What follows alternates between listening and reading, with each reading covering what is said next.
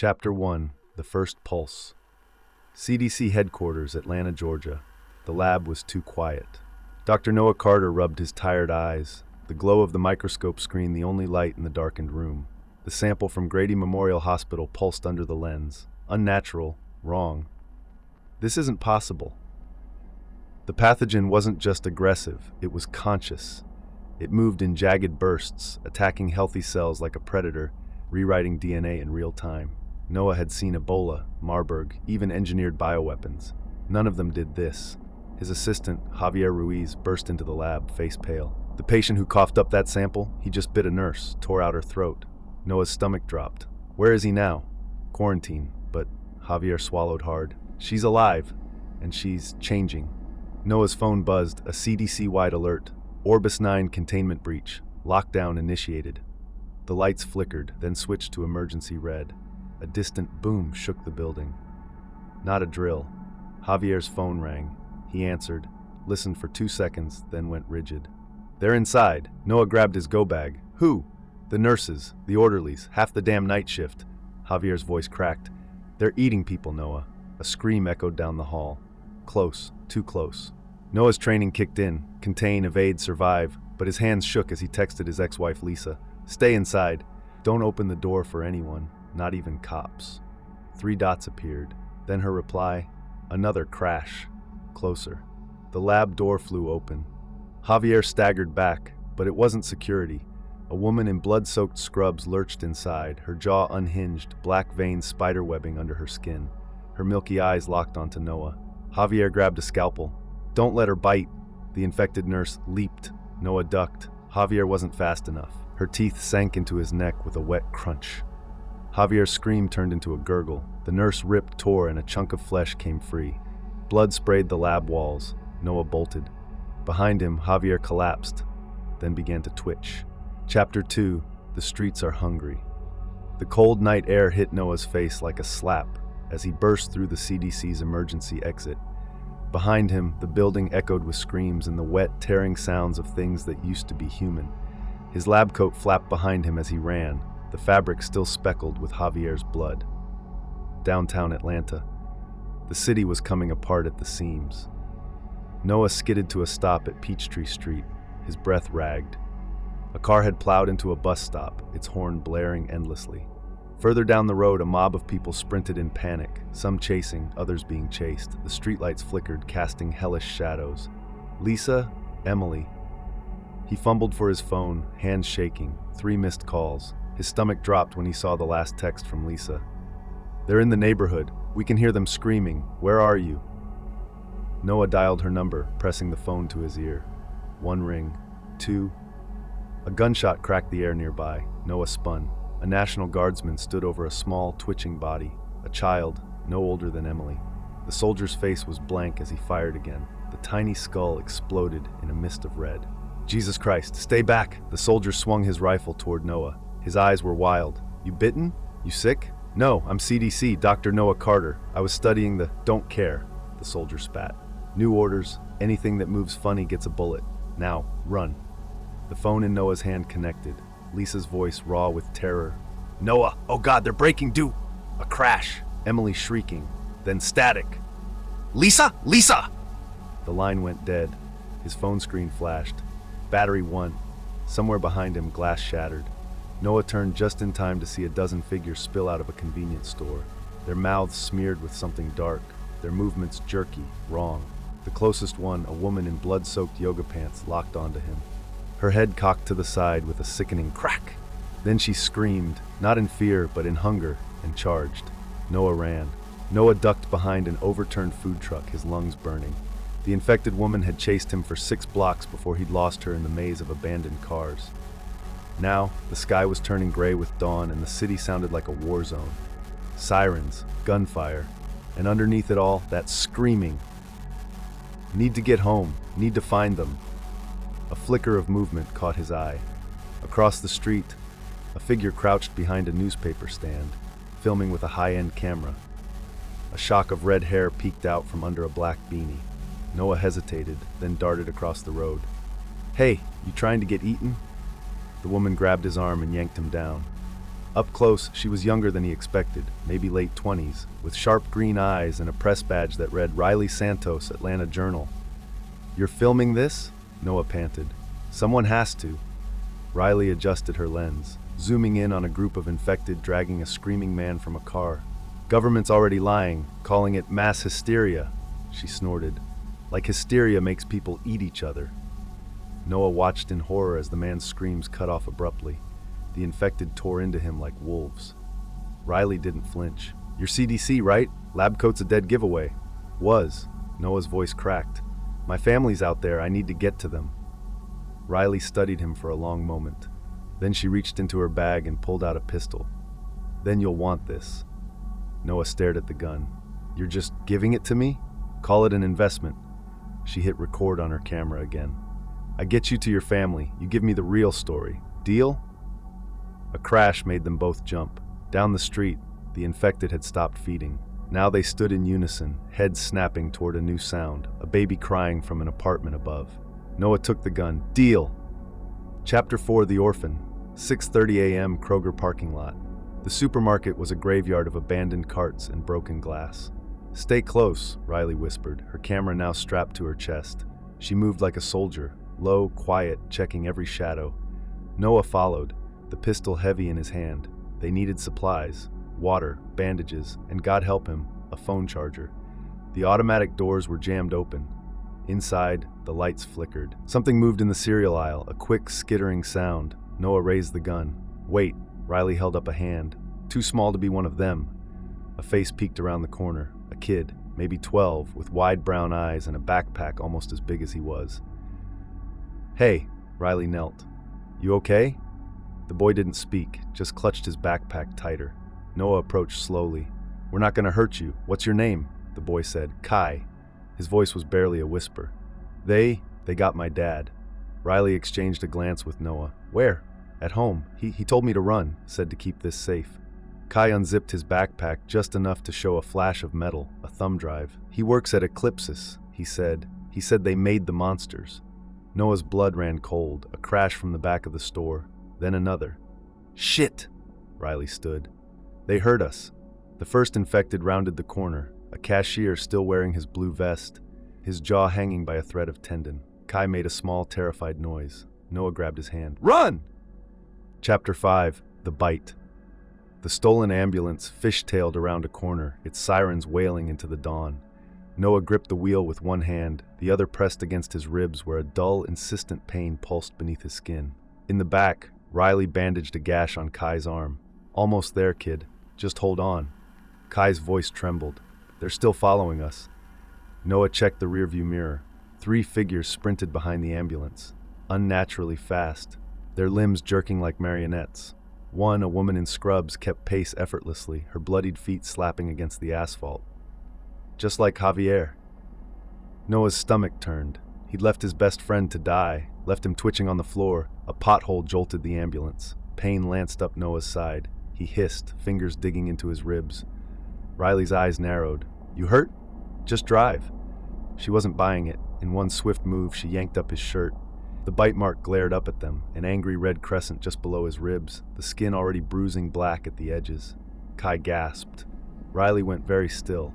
Noah swallowed. "It's not what you think." "Bullshit." Riley reached for her gun. "You're infected. I'm fine." Noah's knuckles whitened on the wheel. "It's been hours. If I was turning, I'd be one of them by now." Riley didn't lower the gun. "Then why hide it?" Noah met her gaze in the mirror. "Because we're 10 minutes from my house. Lisa and Emily." A thud rocked the ambulance. The infected nurse had leaped onto the hood, her milky eyes locking onto Noah through the windshield. Kai screamed. Noah slammed the brakes. The nurse flew forward, cracking against the pavement. The ambulance swerved, tires screeching. Then everything went black. Chapter 6: The Broadcast. Noah woke to the smell of gasoline and blood. The ambulance had plowed into a fire hydrant, its front end crumpled, water gushed over the cracked windshield. Outside, the nurse's body lay twisted on the road, but it was twitching. "Riley? Kai?" Noah croaked, a groan from the back. Riley shoved open the rear doors, dragging Kai out. The boy's face was pale, but he was alive. Noah stumbled out after them, his vision swimming. The bite on his side burned like a brand. yet. A crackling sound made them turn. A nearby police cruiser's radio spat to life. Attention all units. Quarantine Zone Delta now in effect. All civilians remain indoors. Curfew enforced by deadly force.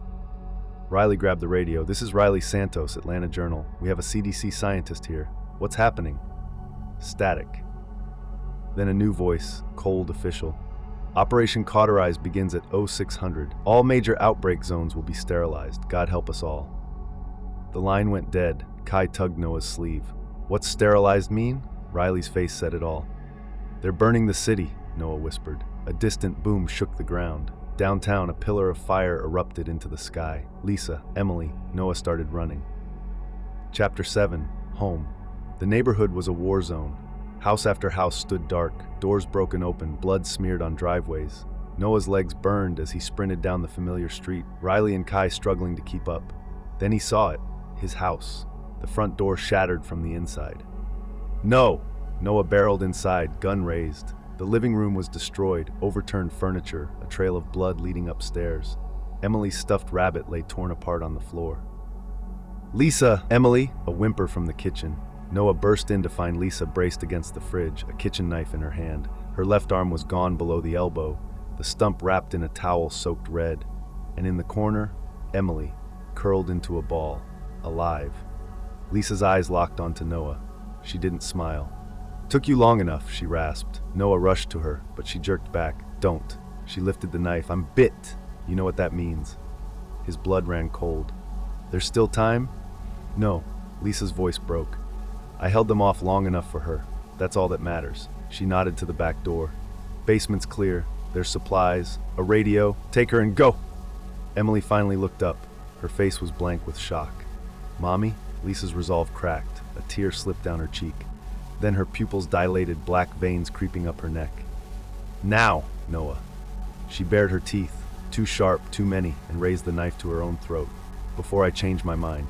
Chapter 8. The Change. The basement door slammed shut behind them, plunging the group into darkness. Noah clutched Emily to his chest, her small body trembling violently. Above them, a single gunshot rang out, sharp, final. Lisa. Riley flicked on her flashlight, the beam cutting through the gloom. We need to move. They'll torch this whole block by morning. Kai crouched by an old radio, fiddling with the dials. Static hissed, then a clipped military voice. Evacuation point at Centennial Park. All civilians proceed immediately. Noah barely heard it.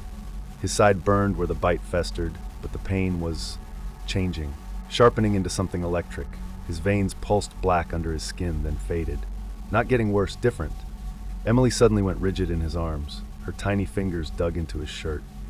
Daddy, they're singing. A thud against the basement door, then another, wood splintered. Riley raised her pistol. Back exit, now.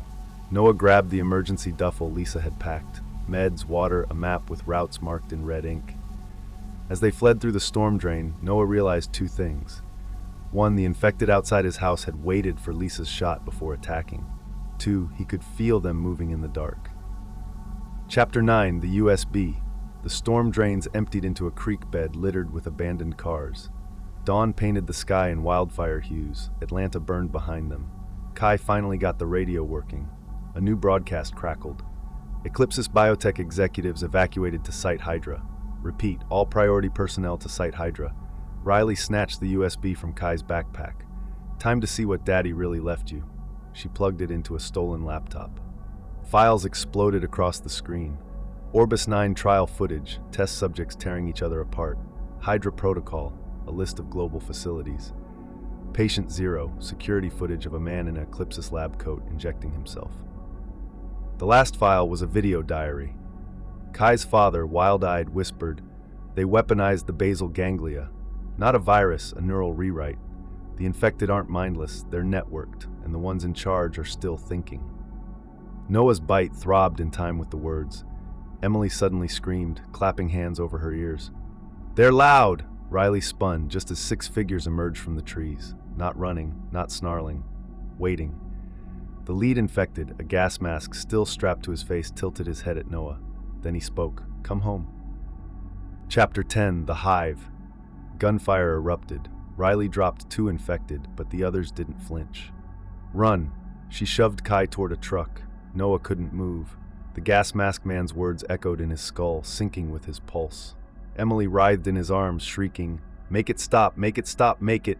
The world shifted. Suddenly Noah could see them, not with his eyes, but in his mind. Dozens of glowing threads stretching through the city, all leading back to the CDC. Riley hauled him into the truck. "Snap out of it!" Tires screeched as they peeled away. In the rear view, the gas mask man just watched them go. Kai sobbed over the laptop. "They wanted us to see that. They hurted us." Noah stared at his hands. The black veins had faded again. Emily went limp, her whisper chilling. "The smart ones are calling you." Riley's grip tightened on the wheel. "Then we go where they don't want us." She punched the coordinates from the USB into GPS. 287 miles northeast. Chapter 11. The camp that was too quiet. The truck ran out of gas 5 miles from the coordinates. Noah carried Emily through the woods, her feverish body radiating heat against his chest. The bite on his side had stopped hurting altogether. Now it hummed, a constant low vibration like a tuning fork pressed to his bones. Riley moved like a ghost ahead of them, pistol sweeping the trees. "Something's wrong," Kai pointed. Smoke. A thin gray column rose beyond the pines. The camp sprawled in a clearing, 20 tents, a roaring fire, people moving calmly between them. No screams, no infected. Too calm. A woman with a shotgun stepped into their path. "You're alive." She didn't sound happy about it. Riley kept her gun down but ready. "We need supplies, medical." The woman's eyes locked onto Noah's blood-stained shirt. Then Emily's flushed face. "What's wrong with the kid?" "They're listening through her." Noah almost said. Instead, "Dehydration, please." The camp leader, a former nurse named Hayes, led them to a tent where a man stitched up Riley's grazed arm without speaking. Noah noticed 3 things. 1, every survivor had the same hollow look Kai had after his father died. 2, the perimeter had no real defenses, just one flimsy wire fence. 3, the fire pit wasn't burning wood. Piles of clothing, shoes, a child's backpack. Emily stirred in Noah's lap. Her whisper tickled his ear. "They're all already dead here." A twig snapped outside the tent. Noah turned just as the flap opened, revealing the gas mask man from the creek. His mask was gone now, showing a face half rotted, one milky eye completely black. Hayes didn't react. None of them did. The infected man smiled. "Welcome to Phase 2. Chapter 12. The Harvest erupted. Riley shot Hayes point blank. Kai yanked Emily away as the survivors moved in unison. Not attacking, just herding them toward the fire pit. Noah's vision swam. The camp pulsed with those same glowing threads he'd seen before, all converging on the gas mask man, no, controller, who spoke without moving his lips. You feel it now, the connection. The bite on Noah's side burned cold. He could suddenly feel Emily's terror like his own, could sense Riley's pounding heartbeat 3 feet away. Worse, he could feel them. Dozens, hundreds, moving through the trees toward camp. "They're using us as bait," Riley realized, emptying her clip into the controller. It barely flinched. Kai screamed as a survivor grabbed him, then went limp when the man sniffed his neck and threw him aside. Not this one. Emily collapsed, blood trickling from her nose. The mental onslaught was crushing her. The controller tilted its head at Noah. "You're different, like us. Why fight it?" Noah's hands shook, not from fear, from hunger. A new voice cut through the haze. Eclipse's scientist watching from a monitor in a pristine lab. "Excellent. Subject 0 is responding to the hivemind. Proceed with harvest." The screen blinked out as the first infected breached the tree line. Chapter 13. The Other Side. Noah woke up standing over Riley's body.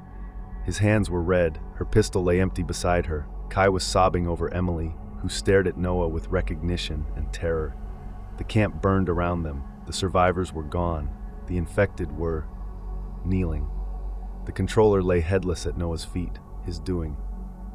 What did I do? Memories flashed. His teeth sinking into the controller's throat. A scream that wasn't his own ripping through the hive mind. The infected obeying his wordless commands. Emily's whisper cut through the haze. "You killed the queen." Kai backed away, clutching a fire poker. "Noah?" The bite was gone. His skin was clear. But when Noah looked down, his shadow didn't move like it should. From the trees, a new voice called, "Human." "Dr. Carter?" Eclipsis would like a word. A dozen armed mercs emerged, weapons trained on him. Their leader smiled. You're exactly what we hoped for. Chapter 13, The Other Side. Noah woke up, standing over Riley's body. His hands were red. Her pistol lay empty beside her. Kai was sobbing over Emily, who stared at Noah with recognition and terror. The camp burned around them. The survivors were gone. The infected were kneeling. The controller lay headless at Noah's feet. His doing. What did I do? Memories flashed, his teeth sinking into the controller's throat. A scream that wasn't his own ripping through the hivemind. The infected obeying his wordless commands. Emily's whisper cut through the haze. You killed the queen. Kai backed away, clutching a fire poker. Noah? The bite was gone. His skin was clear, but when Noah looked down, his shadow didn't move like it should. From the trees, a new voice called, Human. Dr. Carter? Eclipsis would like a word. A dozen armed mercs emerged, weapons trained on him. Their leader smiled. You're exactly what we hoped for. Noah woke to the smell of antiseptic and the hum of fluorescent lights. The white room was featureless, except for a mirrored wall and the IV dripping clear fluid into his arm. His body felt different, stronger, sharper, like his nerves had been rewired. A speaker crackled. Subject 0 is conscious. The door hissed open. A woman in a lab coat entered, her heels clicking against the tile. Dr. Lillian Voss, Chief of Bioweapons Research. Her face was plastered across every Eclipsis promotional video Noah had ever seen. You're remarkable, she said, tapping her tablet. The first human to not only resist Orbis 9's effects, but assimilate them. Noah lunged, only to be yanked back by restraints he hadn't even noticed. Voss sighed. The neural link works both ways, Doctor. We know you're trying to call the Horde right now. She tapped the tablet again. Pain detonated behind Noah's eyes. He screamed, collapsing against the bed as his connection to the infected shattered. Better, Voss adjusted her glasses. Now, let's discuss how you're going to help us win the war. Chapter 15, The Other Facility. Riley woke up choking on salt water. The concrete cell stank of mildew and blood. Across from her, a soldier in tattered fatigues crouched by a drain. Welcome to Camp Nightingale, he rasped, where they turned patriots into lab rats. Riley's arm burned where they'd vaccinated her. The injection site pulsed with the same black veins Noah's bite had. A speaker echoed, Trial 47 commencing. The cell door unlocked. The soldier grabbed her. Run or die, your choice. They burst into a massive hangar where dozens of survivors sprinted through an obstacle course, while infected chased them. Not the mindless ones. These moved in formation. A Eclipsis guard shouted, Last one alive gets dinner! Riley's eyes locked onto the observation deck above. A familiar face smirked down. The gas mask controller. Alive. Watching. Chapter 16, Patient 0. Emily heard the screaming first. It wasn't real screaming, the kind that lived between thoughts, in the place where the hive mind whispered. She and Kai had escaped the mercs during Noah's attack, fleeing into the storm drains beneath Site Hydra. Now the tunnels shuddered with something much worse than infected. Kai's flashlight trembled. What is that? The answer came in a wet, tearing sound. A figure dragged itself around the corner. A man, or what was left of one. His body was a patchwork of stitched-together flesh, his mouth sewn shut with wire. But his eyes, Emily gasped. Patient Zero's voice slithered into their minds without sound. Little sister, you brought me the key. His mangled hand pointed at Kai. The USB around the boy's neck glowed.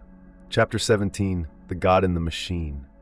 The walls screamed. Noah staggered through Site Hydra's lower levels, his skull splitting with every step. The treatment Voss had given him was unraveling. He could feel the hive mind clawing at the edges of his mind again, but now it wasn't just infected out there. Something older was awake. Alarms wailed as he rounded a corner into a lab unlike the others. No white walls here, just rusted iron and a massive glass cylinder at the center, filled with murky fluid. Inside floated a grotesque mass of fused body parts, wires snaking into its skull. A familiar face pressed against the glass from within. Patient 0. His stitched lips stretched in a smile. Brother. The voice vibrated in Noah's bones. You took my crown, now we take it back. Noah's vision doubled. He saw through the hive mind's eyes. Emily and Kai fleeing down a blood-slicked hallway. Riley standing over the gas mask controller's corpse, a scalpel in her hand. Voss in her office, typing frantically as the facility lockdown failed. The glass cylinder cracked. Chapter 18, Day 1. Emily's nose bled as she ran. The USB around Kai's neck was burning hot now, its light pulsing in time with the emergency sirens. "It's him," she gasped. "The first one. He wants." The hallway exploded behind them. Patient Zero emerged from the dust, his stitches bursting as his jaw unhinged. The walls bent around him like reality itself was crumbling. Kai shoved Emily behind him, holding up the USB like a crucifix. "Stay back," Zero laughed. "Foolish child, you carry my leash." A gunshot rang out. Zero's head snapped sideways. Riley stood at the end of the hall, her left arm now a ruin of black veins, but her aim steady. "Kids, move!" Emily grabbed Kai's hand. They ran as the ceiling collapsed behind them. Somewhere in the chaos, Noah's voice whispered through the hivemind, "The vents. Go now." They crawled into an air shaft just as the facility's self-destruct sequence activated. The last thing Emily saw before the darkness swallowed them was Patient Zero, reforming from the rubble, his body dissolving into a swarm of black particles that slithered after Voss's fleeing helicopter. Above ground, the sun rose on a world where the rules had changed. The infected weren't mindless anymore, and neither was the man who controlled them. Epilogue.